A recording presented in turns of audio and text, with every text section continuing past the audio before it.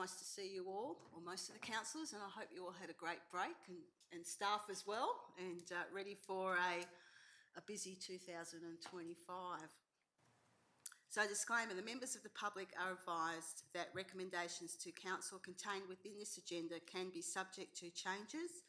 Applicants and other interested parties should refrain from taking any action until written advice is received confirming council's decision with respect to any particular issue. Acknowledgement of country. The Shire of Harvey acknowledges the traditional custodians of the land and their continuing connection to the land, waters and community. We pay our respects to all members of the Aboriginal communities and their cultures, and to elders and emerging elders both past and present.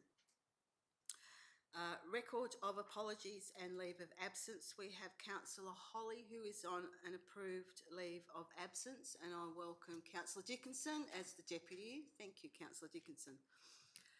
Are there any declarations of members and officers' personal interest? Is nil. Response to previous questions taken on notice is nil. Public question time is nil. Petitions, deputations, presentations and submissions is nil. Confirmation of minutes. Councillors, we have the minutes from the Audit Committee meeting held on Tuesday the 17th of December 2024.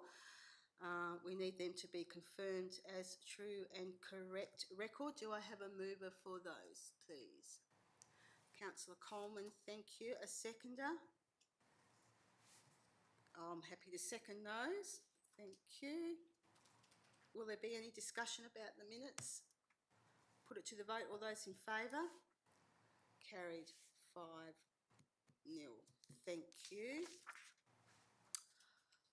All right, we will move on to the officers' reports, and we have item 8.1, which is the Audit Regulation 17 Quarterly Report, Quarter 2, 24-25.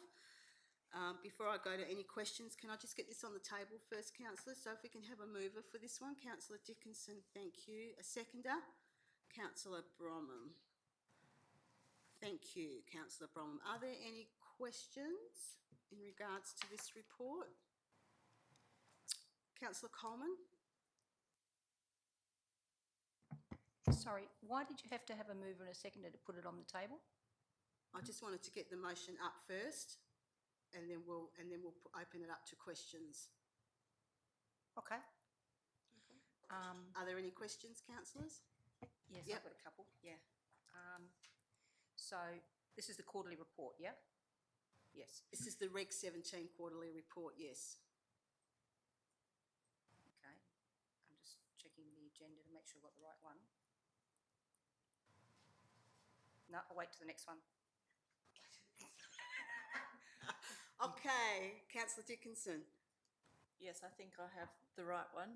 When under the heading contract management, I was just wondering, because it says that they're reviewing the community lease policy and community leases were in the process of being going through. I was just wondering if organisations or community groups didn't have a current lease agreement, whether that will have any impact on the group's ability to apply for community grants.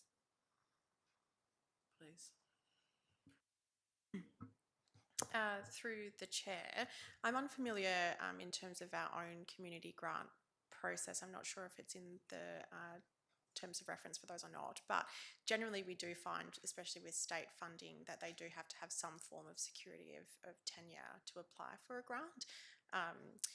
Susie might be able to answer whether it's in our terms of reference though. Sure, thank you. While it's not a stipulation, it is something that officers review with internal staff when we get an applicant that we know is occupying a shire premise. We will go to governance and say, what is the status of the lease? Is the lease likely to be renewed? Are there any issues with it? And that forms part of the informing information that is provided to the panel. Thank you. I was just wondering whether it did impact the grant process, and because we've had a couple of incidents where there has been some questions in regards to leases and what was in place and what wasn't in place and who was responsible for what and so forth. So will that be have a little bit more consideration in the future? Short answer, yes. All right, I just have a question. Thanks, Councillor Dickinson. Just when the next review is due, I think it's every 3 years. Yes, And yeah. a second question to that one is, I see that most of the actions have actually been completed, which is Correct. great to see. So, do we get an external auditor to do the next review? And can the audit committee make suggestions in areas that we think could be looked at? Yes, so in regards to having someone externally, it can either be external or internal. We generally do an external person, or the CEO generally asks for an external person, which is a DM, Chartered Accountants, and that's just for transparency reasons. And it's quite a large undertaking to do a Reg 17. In regards to bringing a report up, you can do that either by bringing it up as per normal during an audit committee meeting, or in writing to the CEO for her consideration. Yep. And that's not that's separate to a Reg 17 audit? Yes, Yeah. correct. Yeah. Okay then. I'll just add to that to say, so the regulation requires that there's 3 sections, so internal control, risk management and Legislative compliance. So the requirements that we do, all of those at least every 3 years, but you can do any one at a time, or we could stagger it. So we could have legislative compliance this year, risk management next year. Unfortunately, they are all due 2026. Yeah. So you would have to sort of start that process after that review, or we could do a particular area this year, next year do 2. Yeah. So you can stagger it and do more than one. The requirement's only that the CEO undertake the review and provide that information to audit committee. So if the CEO wishes to go out to a consultant, she may, or may contract to do it in-house. Yeah. Councillor Bromham. I just, when I was going through the articles, we're talking about OHS 31,000, 2009, and we're now going to be using 2018. In 31,000 it says stakeholders, but I know they're changing from that, because in 45,001 they now use the term interested persons, because it's a broader context. So I'm not sure which way you want to go on that, but that's why I'd mention it, that's all. Thanks. That's in the risk management area? Yeah, it is, yeah. Okay. That's in those things there. Yep, in that tiny, when I printed it. Okay, councillors, are there any other questions? I think it's well done in the we're coming up next year to 3 years, and we've actually addressed and completed most of the actions. So the only one is the internal audit, which my understanding is due to staffing issues. Would that be right, CEO? It's due to the resourcing that's required to undertake that function. It can be undertaken internally, or an external consultant can be appointed to conduct an internal audit. The officer's comments are in relation to an independent chair being appointed to the Audit and Risk Management Committee, which will be renamed, and having a focus area when that new chair starts. So following that up about the external, or the new chair to the audit committee, so that's part of the reform process. Correct. And how will that actually, what do we have a timeline for that, and how do you see that actually transpiring? Yeah, I'll pass that through to the Manager of Governance and Strategy, who can outline the Thanks. reform process. I have prepared Freya as well. Oh, good. There we go. Teach one, do one. So I'll give it a go. So the reforms aren't in place as of yet. They have told us what the draft reforms are and what they're wanting to do, and that is having an independent chair and possibly an independent deputy as well. There is no timeline currently. It would be great if they had them in line with the local government elections when when councillors re-elect to go on audit committees, and then we can do as part of that. But yeah, we're still waiting to find out when the actual regulations these will come in play. Yeah. And then I suppose once they're enacted, then we would go out and Advertise, for yeah. that position. Like we do with some of our other committees, like our tourism advisory group, we advertise and then we'd see what applicants we get. But they can't be a councillor and it can't be a shire officer, so it has to be someone external. And is it a paid position? It is, yes. It's a paid Yeah. position. So is it something we need to look at our budget maybe, that when it comes to doing the budget? Potentially, Yeah. getting prepared for it. Yeah, okay. Councillor Coleman? Just on your comment about being in line with elections, if it doesn't come to fruition in time for elections, is there anything stopping us being proactive and putting that in the budget and getting it going anyway, so that we're on the front foot? Through the chair, other local governments I have seen have gone out already for an expression of interest for the independent chair, but until the regulations are drafted, it's not in effect. Other local governments have independent people, on their committee that make recommendations all the time, in the same way that our auditors, do at an audit exit meeting. So we can certainly have someone. We probably can't pay them yet in accordance with the regulations. Yeah. All right, thank you. Councillors, do we have any other questions? No? Okay, so this has been moved by Councillor Dickinson. Do you have anything further to add, Councillor Dickinson? Councillor Bromham? No? Okay then, we will put this to the vote. All those in favour?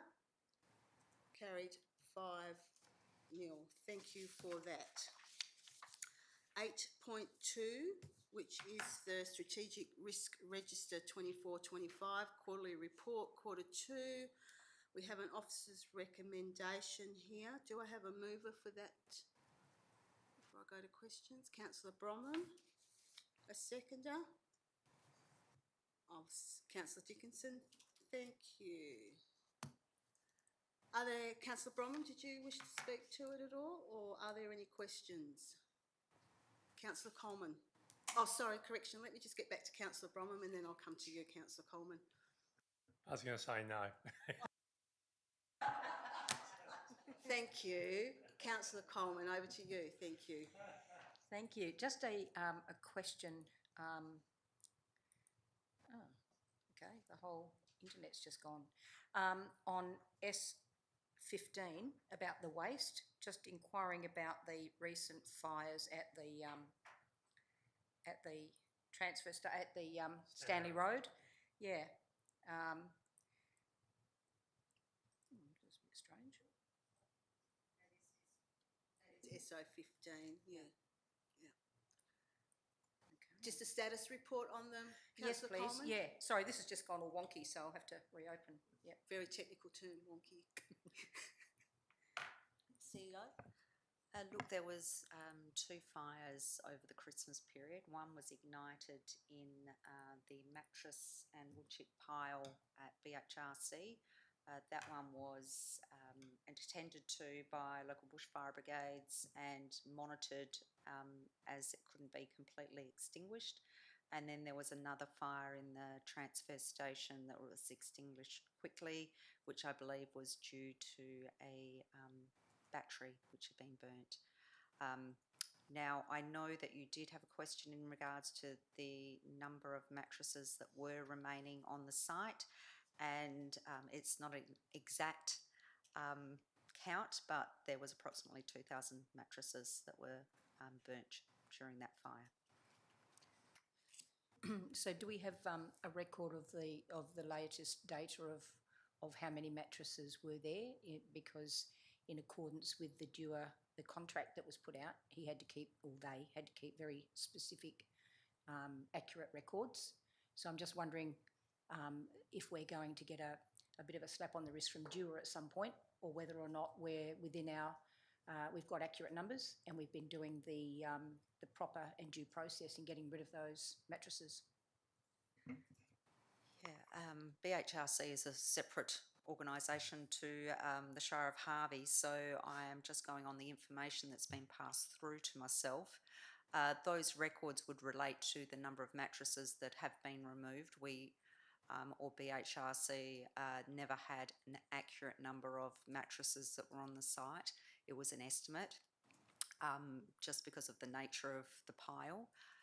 So works had been going to plan. DUA has always been advised in regards to the work that's been undertaken and the timeframes, and they are regularly in contact with BHRC, and no issue has been raised to me in regards to concerns about the removal of mattresses or the works that had been planned. We do have the chair of BHRC here in another role, so I'm not sure, Councillor Dickinson, whether you've got any update further to that. No, more or less concur with you, but there were records kept of loads going out, and the contract that was awarded to remove the mattresses was supposed to finish earlier, but due to the weather they weren't able to access the area where the mattresses were stored. So the period that was first allocated to remove them got extended because of it was flooded and they weren't able to get anywhere near where they had to. I actually had I had another question as well to ask, but I mean, if you have any questions, if you want to forward them through, we can forward them through to the CEO of BHRC. Shall I Councillor ask? Coleman, did you have any other questions? Possibly, but my machine's just frozen up, so Oh. I'll leave it at this point. And, Okay. Hopefully I'll she'll. get it restored. Lovely. Councillor Dickinson. Yeah, I was just wondering, and I wasn't sure whether to ask this question now or at the briefing, so there may be an overlap. And apologies, I didn't send it through to staff. I was just wondering whether the percentage of our diversion had been affected due to the FOGO not being accepted by BHRC. And I realise that we may not be able to have access to that information, but I was just wondering whether it had been impacted very much. I don't have that information, but I would say that those loads aren't being scanned at the moment as they're being disposed to landfills, so anything would be just an estimate from the clean away as they undertake their collections, but other than that, that's not actively being monitored through that collection process. Follow up? And that will possibly be reflected in the next report, quarterly report anyway, wouldn't it? Or annual report? In regards to contamination rates and diversion rates as a result of that and the use of the third bin, it would only be anecdotal, I would imagine, in regards to those collections and how full they are. Like I say, they're not actively being monitored when they're disposed of. Welcome, Councillor Crispin. It's okay. Any other questions, councillors? Councillor Bromham? I just wondered, from the perspective of FOGO, whether this council is going to support that in the future, or what staff think about that in relation to it, because at the moment we have a situation where people are putting into we've got a FOGO bin that isn't going to FOGO, and we have a situation where the government provided bins, but there is no business plan to go with it, so there's no way of controlling the product that you get. So therefore it's very expensive to then separate or send it to landfill, which we have to do if it's contaminated. And at the other end, there's no market. So I'm wondering, you know, with that type of business plan, we're going to fail again and again. So, you know, I'm wondering what staff's thoughts are on that. Are you happy to answer that, CEO?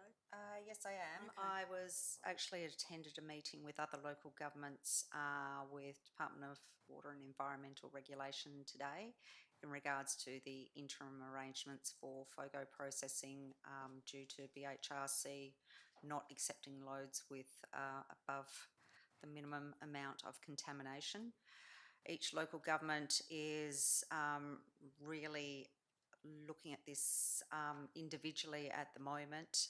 The Shire of Dardanup presented a report to their council in December asking the state government to subsidise transport of their FOGO waste to Perth, to a processing facility up there.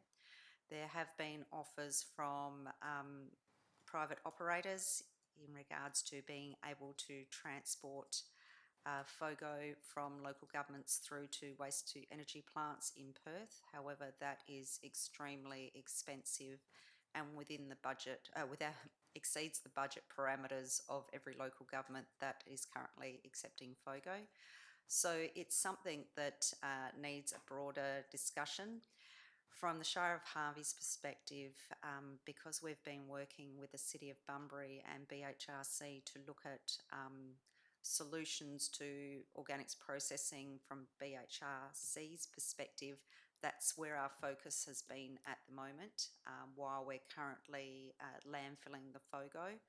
But there will be a time as we go through this strategic review process with BHRC where there will need to be decisions made once there is a better understanding of the timeframes for localised FOGO processing, or whether that's something that will actually be available in the southwest in the near future or even the medium future. So it's a discussion we're having with the state government.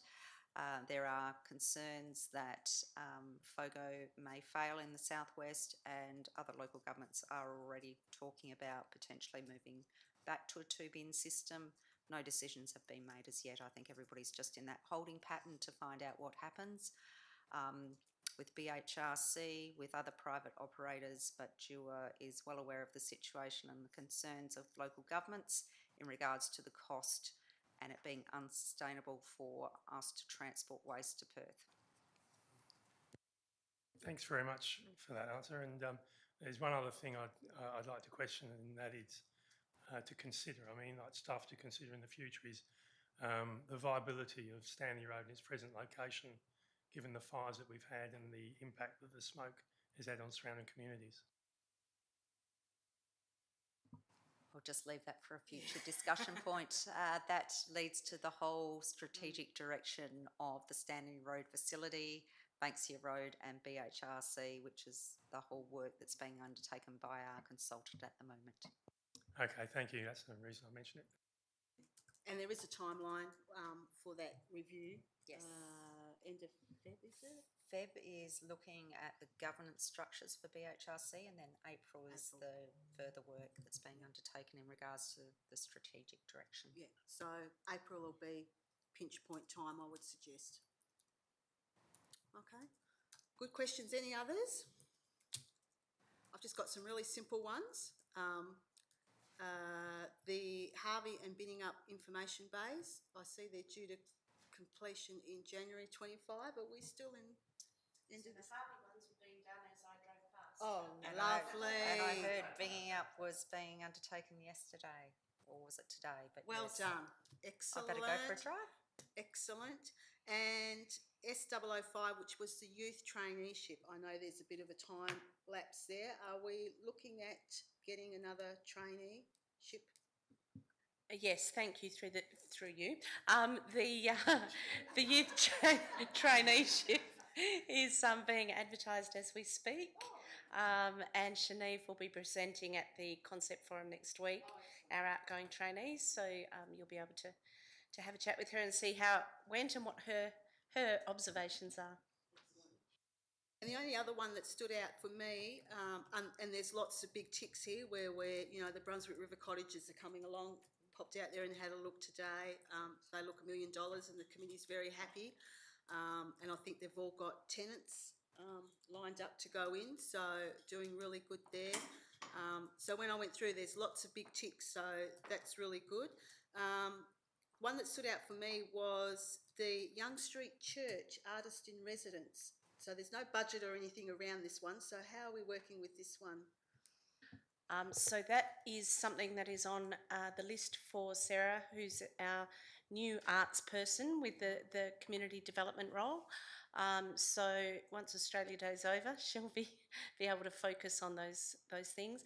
We were hoping to potentially look at presenting a concept for the Young Street Church to be turned into a gallery, but we still are investigating that, what that might entail. Councillor Coleman, you got that machine up and running now? No, it's still having a bit of a hissy fit, but that's all right. I know that there were some extremes still on this report. I'm just wondering if we could be talked through that, talk through those, please, because I don't have access to any of my notes or anything. So we've got some extremes still in there that have gone to high. Could we just be talked through some of those, please? Because I don't have any questions in front of me. Sure, through the chair. So the residual risk rating for that one is high, not extreme. So the risk before treatment, and that being because risk management S025 also includes WHS. So there's always a potential, for injury or death, which is what brings that extreme rating up. It has been brought down to high, however, from the previous meeting, and that's because we've taken steps against the safety action plan from the LJS audit, and those things have been underway. We've also welcomed a wellbeing officer to the Shire, which is working alongside our safety coordinator, Troy, to work on some of the priorities under that safety action plan. What else did we have? We continue to work on our culture from the scorecard, and I believe we've recently gone out to RFQ for some work around a cultural program there. So yeah, that's basically the things that brought the risk level down. Essentially, it's being more appropriately resourced, and we're able to get along with those actions. ELT receive weekly or fortnightly updates in terms of safety management. So yeah, we're doing quite well in that space now. There was, out of the 26 recommendations, there's 5 still remaining in progress. Have we touched on those already, or can you give us a bit of an update on the 5 outstanding? Sure. So in relation to the procurement audit, that's actually included now within the same report as the Reg 17. We've just put them together because the things within there closely relate to internal control and risk management as well. I'll do my best to go through the ones that are in progress. Yeah, so that one's as read. So procurement staff are working on the audit recommendations. I believe it's not finished, but I also believe that that's something that's probably never going to be finished. The principles are quite significant, and so we just do our best to meet best practice with those. What else do we have? Yep, the tenders and contracts register. So they are all up to date online and otherwise, but the requirements for contracts to be online, which includes leases, hasn't been drafted in the regulations yet. It's another reform requirement.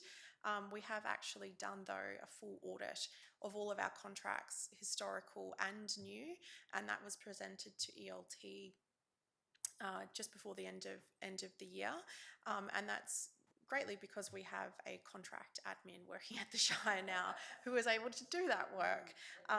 So yeah, we've made a lot of inroads there, but yeah, still a work in progress. I think that's it. Oh, one more. Documents. Yeah, so we have in place now a standard template for RFQs over $50,000. There's just some extra forms that we need to accompany that process, but we've made good headroads there as well. And again, contract register will eventually go online when the regulations come into play. Yeah, and same again. Yeah, no, that's good. And I think having that procurement officer on deck now has just made a huge inroads into that area. So, yeah, good work. Councillor, no, I'm going to go to Councillor Crispin and then I'll come back to you, Councillor Bromham. It was just a question in regards to the colours. Up there it looks really good, however, I must be colourblind. To me it's just one colour. On here, extreme and high. Is there a possibility of it being like a darker maroon, or is that just my eyes? So you know how it's red and red is all I see for some reason. Oh, okay. Um, So the residual risk rating, a Yeah. different colour to the base rating. Yeah, I was getting confused. I was questioning it earlier, but to me, I just see one colour, red. We don't want to see red all through it. That's so, what I mean. Like, yeah, I just see. Okay. I know there's different colours, shades, but I see orange, but I've only just noticed it on this computer. However, I've been on two different laptops. on here. your laptop it does look a little bit Yeah. similar. Okay, noted. I'll leave that Yeah, for sorry. staff to Thank you. sort out the colour platelet for you. I was getting worried. Thank you, Councillor Bromham. Thank you, through the chair. I just wanted to ascertain what we actually look at when we look at risk. So I'm guessing it'd be something along the lines of reputation, financial, physical, planning processes and procedures. We'd be looking at all those things across the board in relation to the risk that they present to us. Is that correct? Is there any I'm missing? Through the chair, yep, missing a few. They're all within our risk framework, Yeah. which we presented to Audit Yeah, I probably remember a you doing year that. ago now. I think from memory there's 10, maybe 12 risk profiles. I'll go and have a look. It's all right. Yeah, I'm happy to send that document to you. The risk numbers relate to our strategic directions though, so they're linked back through to the strategic plan, and then the risk framework does the other bit. Yeah, no worries. I was just interested in your comments on physical before when you mentioned it and how you were type of monitoring those types of things. That's what, but we could discuss that another time. Okay, councillors, if there's Councillor Dickinson, nearly. Yes. Sorry. Not at I've just got some questions that three particular items that seem to be getting repeated, and there is the cafe at Ridley Place and the Harvey Quindanning Road and the Harvey Station Masters housing. They just seem to be Rolling repeated, over. each rolling over each report, and I know that community members keep asking me about those three things, and so are they moving forward or are they just rolling over? Marking time is a military term. There you go. Yeah, look, in regards to Ridley Place, we've got an item on the concept forum next week for a presentation on what the initial plan was, what works have been undertaken and where we are with Department of Planning in regards to progressing the lease area for the cafe. So that will happen at the concept forum. I might leave Station Masters House, the licence with ARC Infrastructure. And what was the other project? Quindanning Road. Oh, yeah, I'll leave that to Shane, but maybe Manager Governance and Strategy. Or we can get back to you on that. No, one. that's okay. So through the chair, the current negotiation with ARC actually includes doesn't include the Station Master's House. So the lease discussions have been for that whole passageway, including the museum, part of the old SES building, and the parks either side. But there's a line drawn around that building. I'm not quite sure why it was previously included in the PTA lease for that area. So I'm guessing that'll spark a new negotiation with ARC regarding that building, and it could be because of the heritage nature of the building, the materials it's built with. I'm really not sure, but it's certainly something that we can look into, and perhaps even the planning officers who deal in the heritage area. Come back to you. Just through the chair in relation to the Harvey Quindanning Road project, there hadn't been a lot of progress probably in the last 2 years, but with the new supervisor on site now looking into it, we're starting to slowly progress that project. But I guess one of the challenges we're facing at the moment is there was no previous survey done of the site. So we're now looking to undertake that and then look to do some clearing permits. One of the issues that we're currently facing is it's a cockatoo foraging area, which means it needs to go for federal clearances as well as state clearances. So that's probably going to hold it up. So at the moment we're trying to do the 20 odd kilometres as one clearing permit. They don't want to see it come through in dribs and drabs. So there's quite a bit of work entailed to get that done, and a lot of flora and fauna surveys we need to undertake as well. So at the moment, through our grant funding and main roads funding, we're looking to concentrate on that, and then once we have all that lined up, we'll start to progress I guess, the construction and design process for the works itself. Thank you, staff, for that. Alrighty, being no more further questions, we've got a mover and a seconder. Councillor Bromley, do you want to finish up on anything?